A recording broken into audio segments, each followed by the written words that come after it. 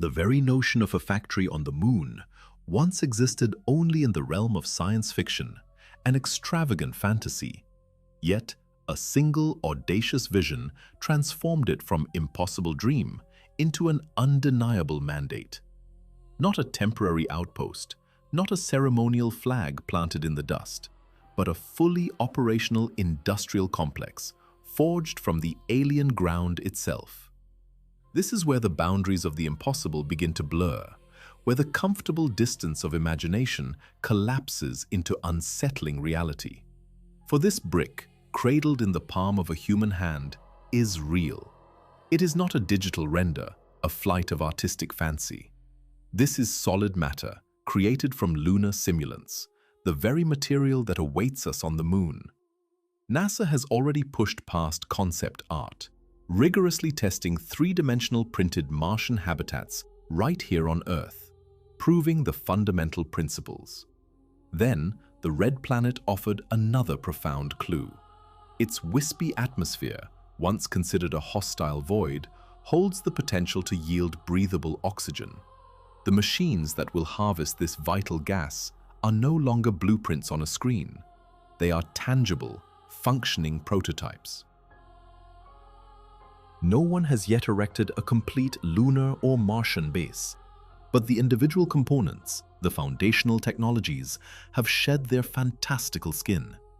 The undeniable proof is scattered across laboratories and test sites worldwide. Advanced robotic printers, robust habitats designed for extreme environments, efficient oxygen extraction systems, compact nuclear reactors, each piece a triumph of engineering.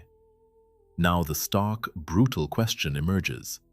Can these disparate elements, each a marvel in its own right, be integrated, transported, and then survive the unimaginable crucible of another world? The moon, our closest celestial neighbor, becomes the ultimate proving ground. Its unforgiving vacuum, its extreme temperatures, its pervasive, abrasive dust. These are the perfect conditions for failure, and for the lessons that lead to eventual triumph. It is close enough for repeated attempts, for the iterative process of learning and refinement. And if the moon yields its secrets, if we can establish a self-sustaining presence there, then Mars ceases to be merely a distant destination to be visited. It transforms into a viable worksite, a new frontier for industry and expansion.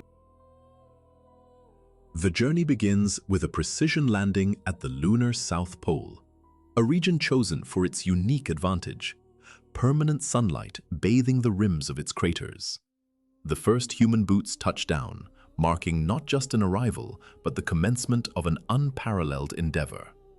The immediate paramount task, a meticulous survey of the designated site. Ground-penetrating radar pierces the ancient dust, mapping the hidden layers beneath, identifying crucial ice deposits, determining rock depth, charting the precise locations for excavation and construction. Massive robotic graders, designed to operate with unprecedented precision in 1/6 Earth's gravity, glide across the uneven terrain, meticulously flattening the first landing pad. Every movement of these machines is fundamentally altered by the reduced gravitational pull, demanding entirely new paradigms of control and stability. Power, the lifeblood of any extraterrestrial outpost, is established first. Deployable solar arrays unfurl, vast wings of photovoltaic cells capturing the ceaseless energy of the sun. At the pole, where the sun hovers perpetually near the horizon, it never truly sets. Yet, even here, brief periods of shadow demand robust battery banks, storing energy to bridge these fleeting gaps in direct sunlight. The first physical structure to rise from the lunar surface is a regolith berm, a protective wall of compacted lunar dust. This barrier serves a dual, critical purpose, shielding future landings from the violent exhaust blasts of incoming rockets, and later offering crucial protection against the relentless bombardment of cosmic radiation. Next, a pressurized rover descends. More than just a vehicle, it is a mobile base, a self-contained workshop, and a vital emergency shelter, all integrated into a single, resilient unit. Its arrival marks a significant leap in operational capability. The precise footprint of the future base is then meticulously staked out by hand, a foundational grid from which every subsequent structure will extend. Core samples, extracted from the deep lunar regolith, confirm the radar's findings. Real ice, at verifiable depths, with a precise chemical composition. These are not estimates, they are hard facts, critical for resource utilization. A compact fission reactor, a kilopower class unit, is then installed, providing a steady, reliable energy source to power the base through the 2-week darkness of the lunar night. Power cables, the intricate veins of this nascent civilization, are carefully buried in shallow trenches, ensuring every system on the base shares a unified, resilient electrical grid.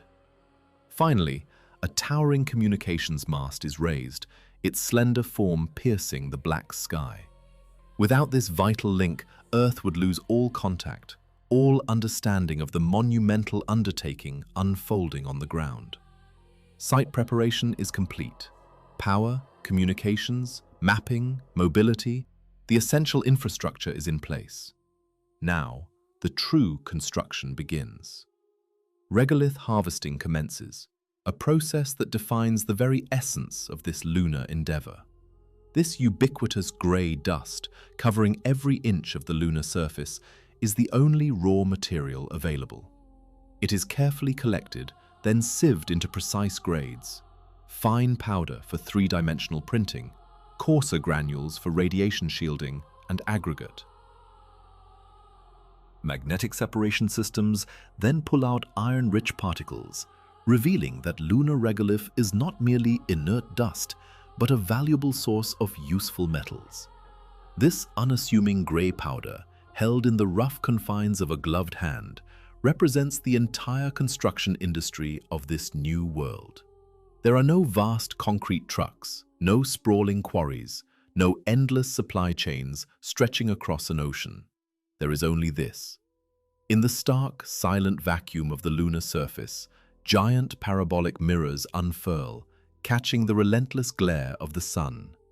These solar concentrators are not just collectors of light, they are architects of transformation, focusing raw solar energy with an intensity that defies earthly understanding.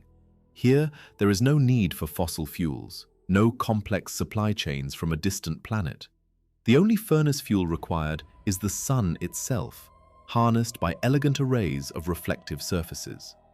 Under this focused, searing heat, exceeding 1,500 degrees Celsius, the very dust beneath humanity's boots begins to yield. The lunar regolith, that fine, abrasive powder forged by eons of micrometeorite impacts, shimmers, then melts. It flows, a river of incandescent, liquid glass, born from the barren surface. This molten material, born of the moon itself, is not waste. It is the genesis of a new civilization. Poured into precisely engineered molds, this incandescent liquid cools, solidifying into formidable blocks of basalt glass. These are not mere bricks, they are structural components, possessing an inherent strength and durability, forged from the moon's own geology.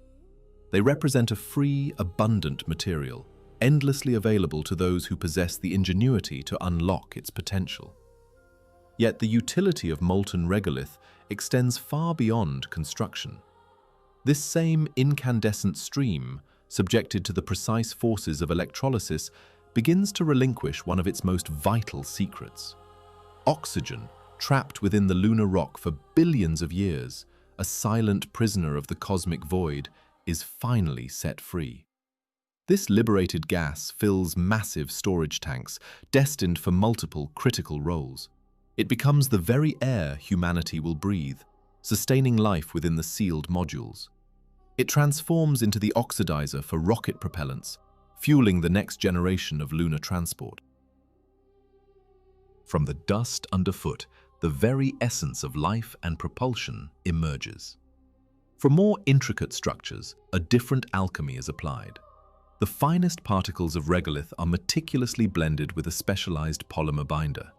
This precise mixture yields a viscous, malleable paste, the essential feedstock for the advanced three-dimensional printers that will sculpt the future of lunar habitation. This paste is carefully loaded into feed cartridges, each one a reservoir of potential, containing enough material to fabricate an entire section of a printed wall. On the lunar frontier, stockpiles grow with meticulous precision. Aggregate for foundations, glass blocks for structural integrity, and binder paste for the printers. Every single material this nascent base will ever require is sourced locally, a testament to self-sufficiency. Each batch undergoes rigorous testing, pushed to the very limits of its endurance, ensuring absolute reliability. NASA's own meticulously gathered data confirms it. These regolith bricks can withstand the brutal vacuum of space, the relentless bombardment of cosmic radiation, and the extreme thermal swings of the lunar day and night cycles. The processing yard, a hive of quiet industry, hums with purpose. Dust enters one end, and out the other emerges the very building blocks of a new world. The printer rises first, a colossal gantry frame spanning the entire footprint of the planned habitat. Its robotic arm descends, beginning the painstaking process. The first layer is laid down, a perfectly circular wall base. The movement is slow, deliberately precise, advancing centimeter by painstaking centimeter. Layer after layer, the wall steadily climbs, a testament to automated construction. Integrated sensors meticulously check every single pass, searching for any microscopic voids or weak bonding points, ensuring the structural integrity of every atom. The dome cap, a critical component for sealing the habitat, is printed separately, then carefully lifted into its final position. Workers, clad in their pressurized suits, meticulously seal the seam by hand, a vital connection between the automated and the human touch. Airlock openings and other access points are not part of the initial print. They are cut into the solidified structure only after its complete formation. The integrity of the structure must be absolute, paramount. Openings and the vulnerabilities they represent come second. Immediately, a second module begins its printing sequence. This burgeoning base demands more than a single room. It requires an expanding network of interconnected spaces. An airlock door is bolted into place, its seals meticulously checked. Pressure testing commences immediately. A leak here means the entire module fails, a catastrophic breach in the fragile shell of habitation. To ensure absolute airtightness, a specialized interior sealant is sprayed onto the printed regolith, filling its inherent porosity, creating an impenetrable barrier against the vacuum. Life support ducting, a complex network of air circulation, is threaded through built-in channels, ensuring that vital, breathable air reaches every corner of the module. For ultimate protection, loose bags of regolith are stacked meticulously over the dome's exterior. A meter of this lunar dust forms an impenetrable shield, blocking cosmic radiation completely, safeguarding the lives within. Module 3 now rises, and the cluster rapidly takes shape. These are not isolated boxes, but interconnected rooms, a growing ecosystem of human endeavor. Connecting tunnels link every module, allowing workers to move seamlessly between spaces without ever having to repressurize, without ever having to step back out into the harsh lunar environment. 3 domes stand complete, connected, sealed, and shielded.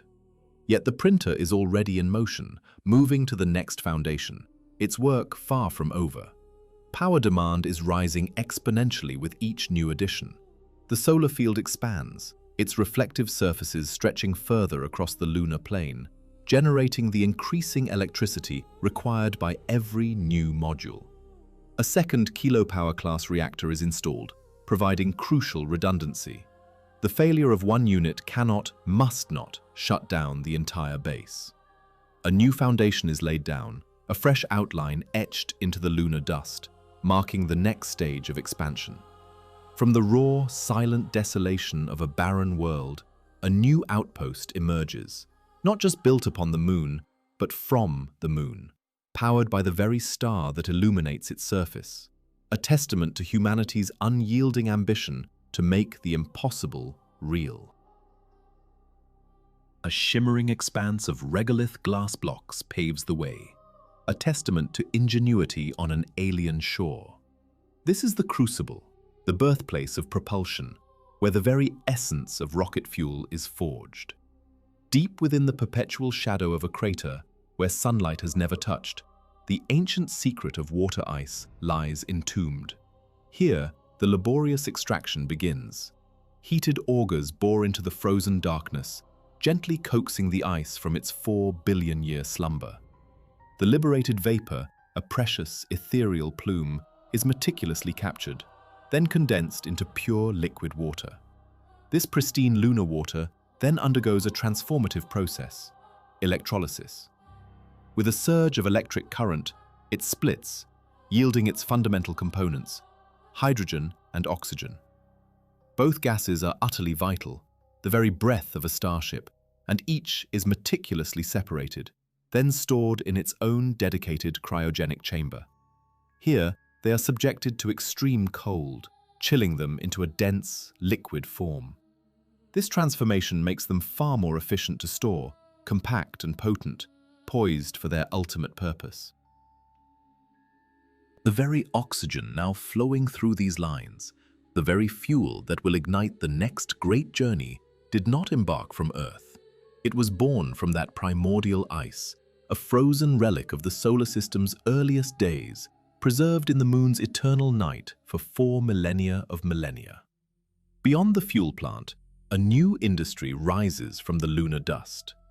Iron-rich regolith, the ubiquitous soil of this world, is fed into powerful furnaces. Under immense heat, it yields its metallic bounty, smelted into sturdy ingots.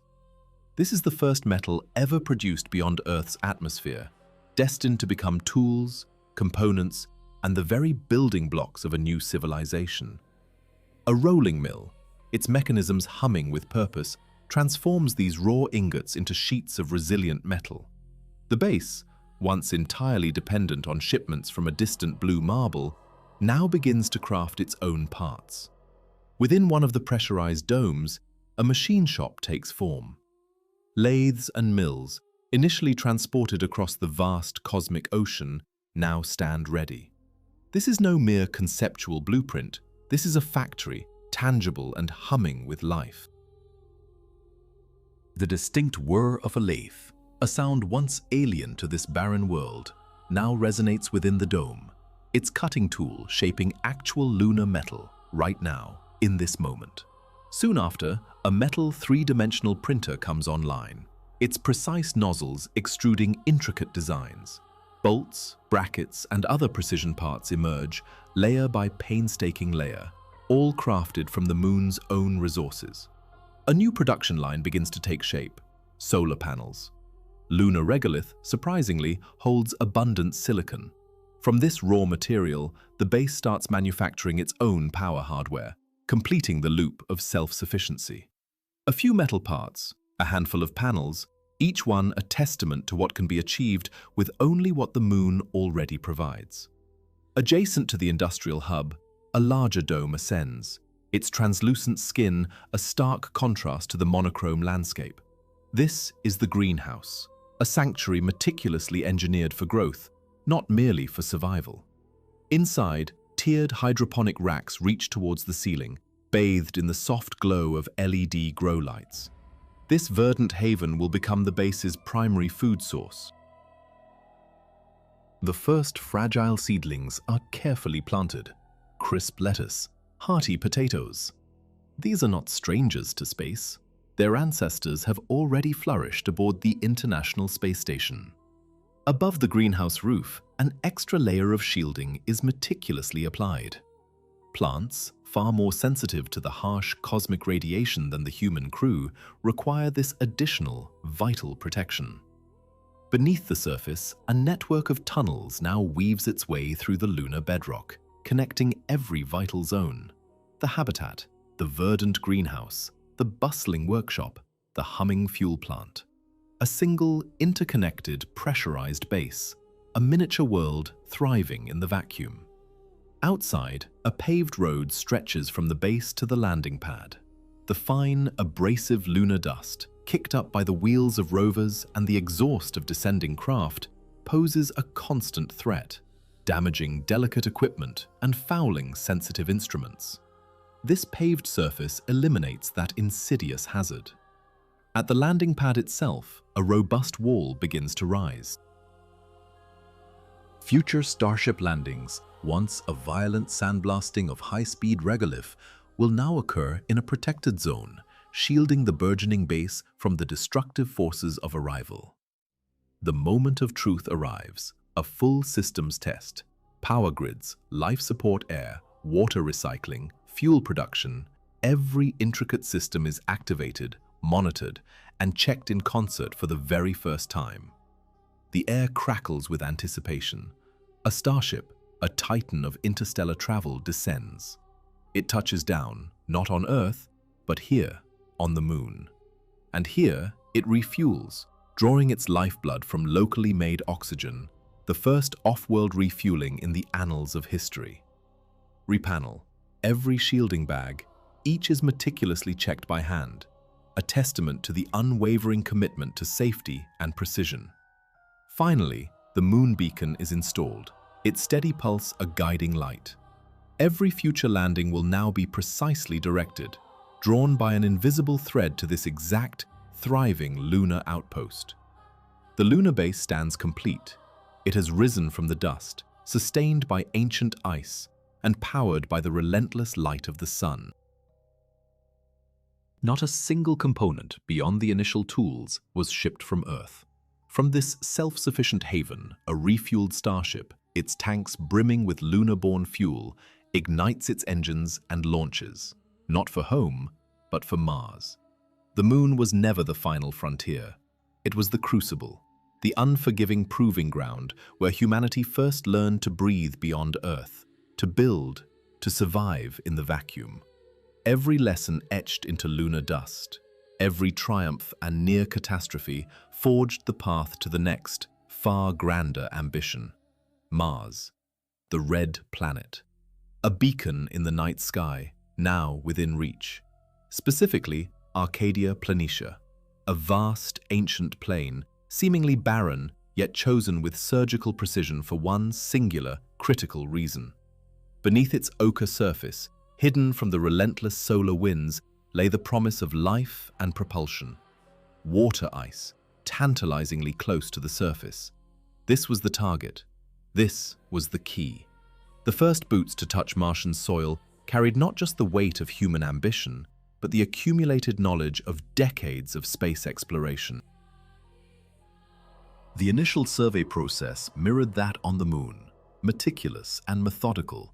Yet here, a profound difference immediately presented itself. An atmosphere. Thin, yes, almost imperceptible to human senses without aid, but present. A whisper of air, a ghost of a protective layer that fundamentally altered the engineering equation. Ground-penetrating radar, deployed with precision, sliced through the Martian regolith, confirming what orbital data had long suggested. Beneath the rust-colored dust, an immense sheet of solid water ice. A geological certainty, now a tangible reality beneath their feet. The abstract promise of remote sensing had become solid ground. They were standing on the future.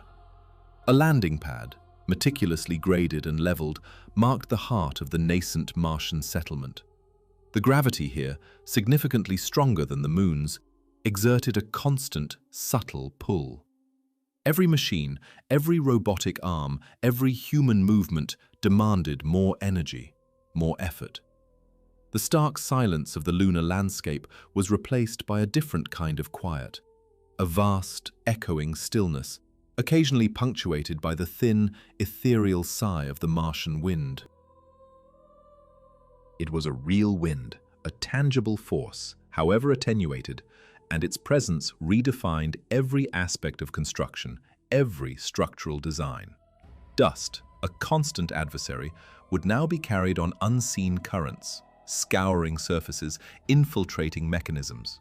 Solar panels, vast arrays of them, unfolded with deliberate grace, angling themselves to capture every precious photon from the distant sun.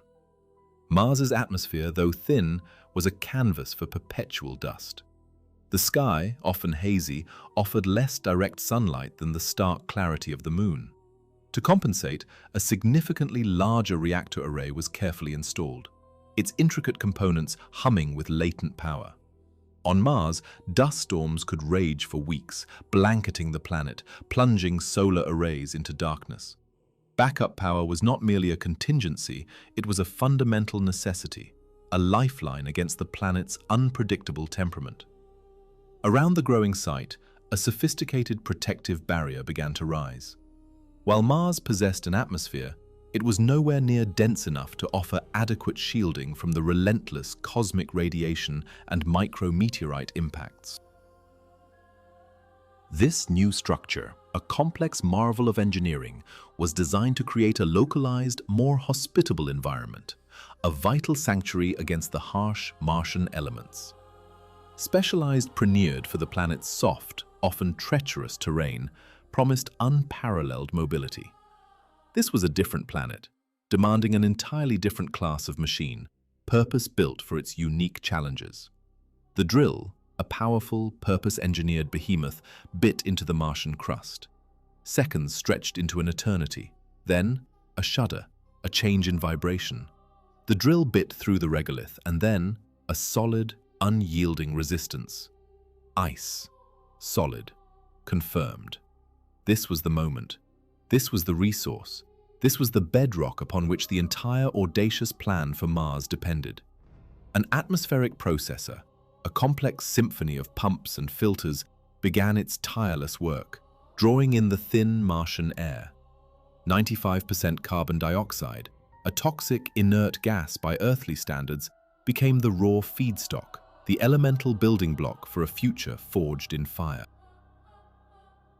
Beneath the surface, a vast network of cables was meticulously buried, connecting every system, every habitat, every vital piece of infrastructure. It was the same proven methodology honed on the Moon, a testament to the discipline and ingenuity brought to bear on this new world. Lessons learned, now applied on a grander, more critical scale. Core the alien sun, aligning themselves with the distant blue marble of Earth. At this immense distance, a single message, a simple confirmation, could take anywhere from 4 to 24 minutes to traverse the void. A stark reminder of the isolation, the vastness of the enterprise. Site preparation was complete. The foundational steps, identical in their meticulous execution to those undertaken on the Moon, paved the way for the next phase. Different planet, same unwavering discipline. The foundation for the Mars fuel plant, a sprawling complex far larger than its lunar predecessor, was meticulously laid. A starship, destined for the farthest reaches of the solar system, would demand immense quantities of propellant, far exceeding anything required for lunar operations. The critical process of water extraction commenced. Heated augers, burrowing deep into the Martian subsurface, began to melt the ancient ice. Vapor rose, was captured, then condensed into pristine liquid water. This precious resource was then channeled into electrolysis units, where it was split with precise electrical currents. Hydrogen flowed along one line, oxygen along another. Both gases, essential for both life support and propulsion, were meticulously stored in vast, cryogenic tanks. Simultaneously, Martian air was compressed and filtered, the raw carbon dioxide meticulously extracted. This inert gas, once deemed waste, was now destined to become rocket fuel. At the heart of the operation stood the Sabatier reactor, a marvel of chemical engineering. Here, the extracted Martian carbon dioxide was combined with the hydrogen derived from the subsurface ice. The output? Methane. The exact hydrocarbon fuel that powered the starships. The reactor, a sealed, pressurized vessel, was rigorously tested, its integrity verified. Carbon dioxide, combined with hydrogen in the presence of a specialized catalyst, yielded methane and water. The first flow of methane gas, pure and potent, surged through the system. Technicians, their faces illuminated by the glow of monitors, confirmed its purity.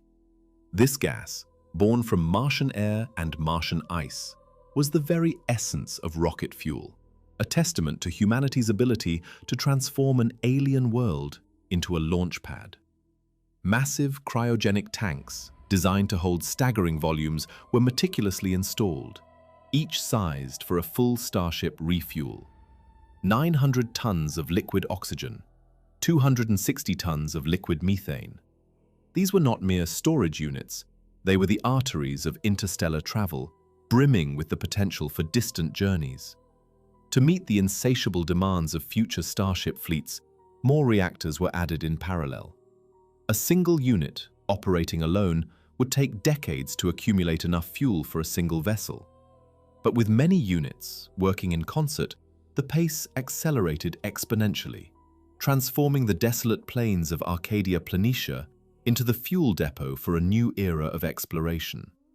The Moon was the proving ground, a testament to humanity's first tentative steps beyond Earth. Mars now is the destination, a world being reshaped, its very elements transmuted into the power that will carry us further than ever before imagined. Propellant levels steadily climb, a deliberate, almost imperceptible ascent. It is a process of immense scale, a testament to raw power harnessed on an alien world. The data, meticulously gathered by the agency, confirms the most profound engineering challenge lies not in the initial spark, but in the relentless, monumental task of scaling this critical operation. Each increment represents a victory against the void. Across the vast crimson expanse, the solar fields stretch, an intricate tapestry of energy collectors. But Mars is a world of constant abrasion, a planet where fine, pervasive dust settles on every surface, clinging with an almost magnetic tenacity.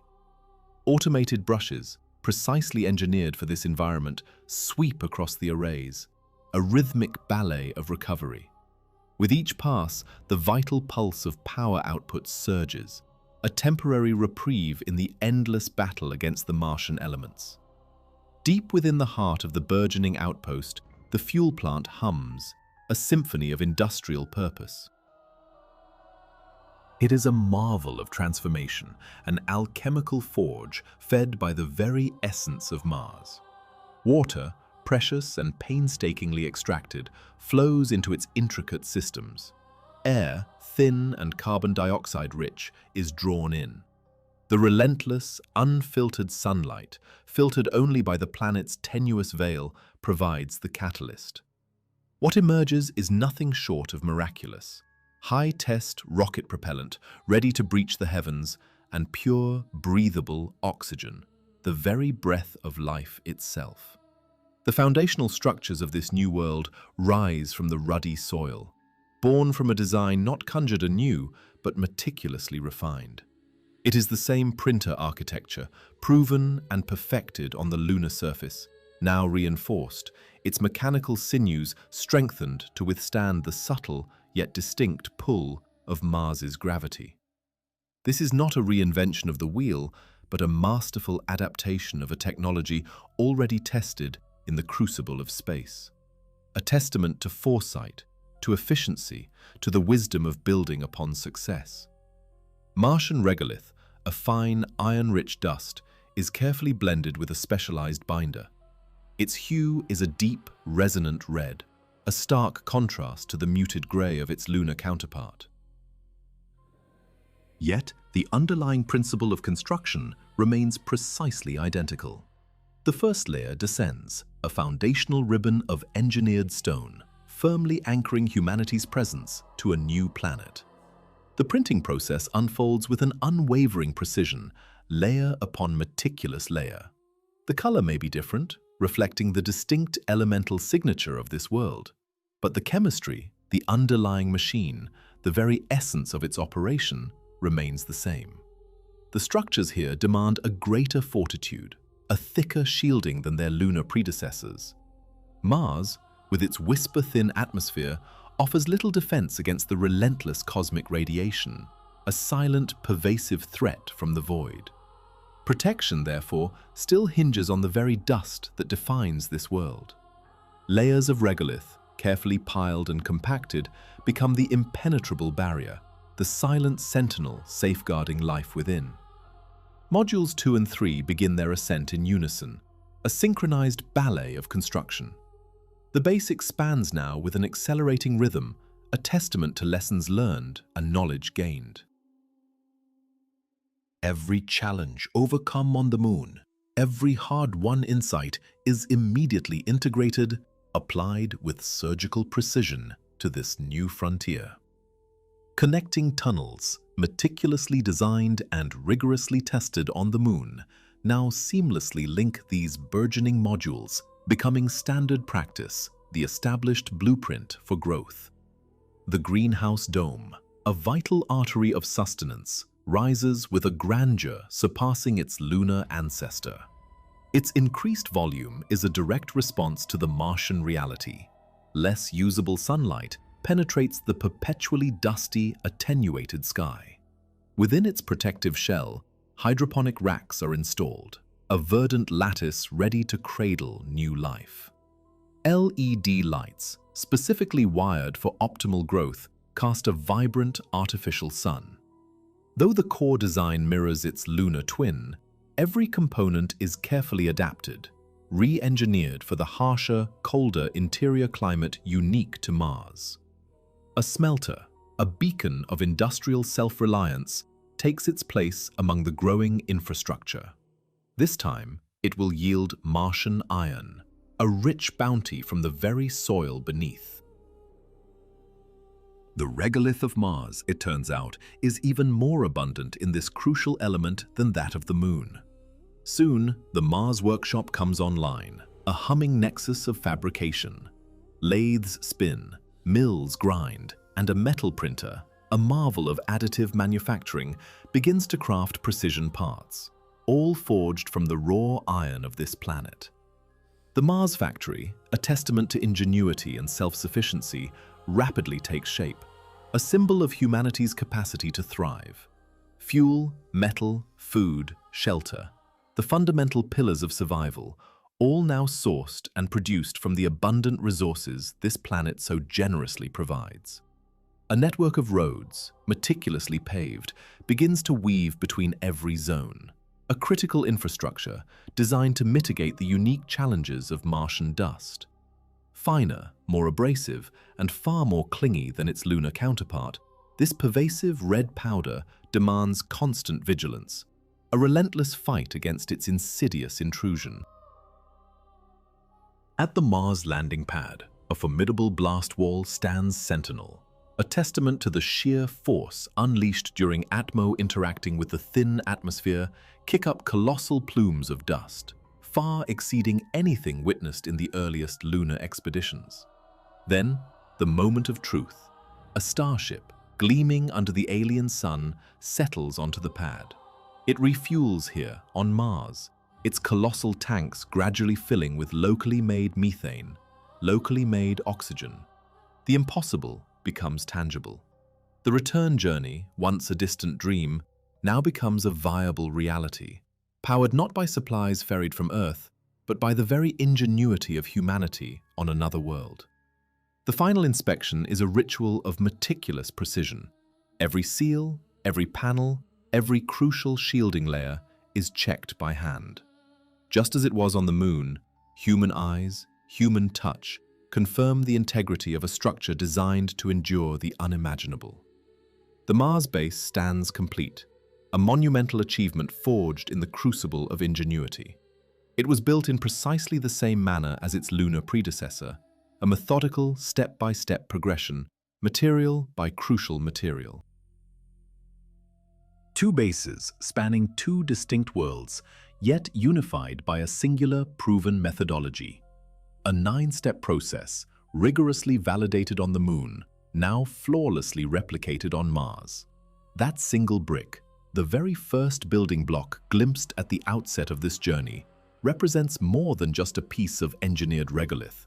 It is the fundamental material, the identical composition, holding aloft every dome, every structure, every vital component you have just witnessed rise from the Martian dust.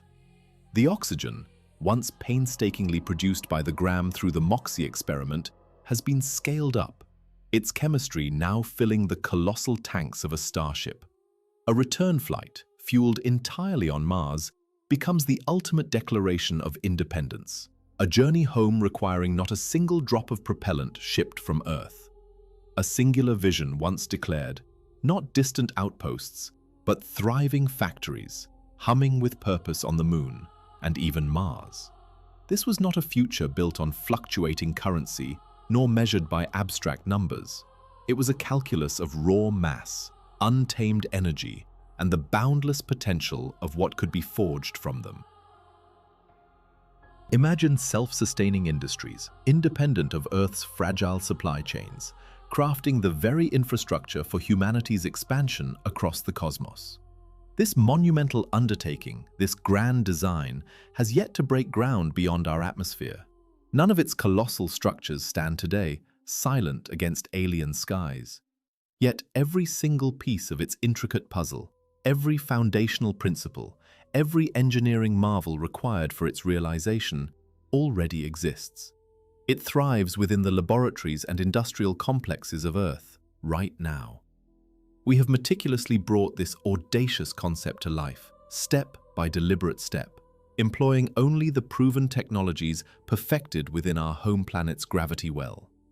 The blueprint is complete, waiting only for the moment to extend humanity's reach, transforming a whispered dream into an undeniable, tangible reality.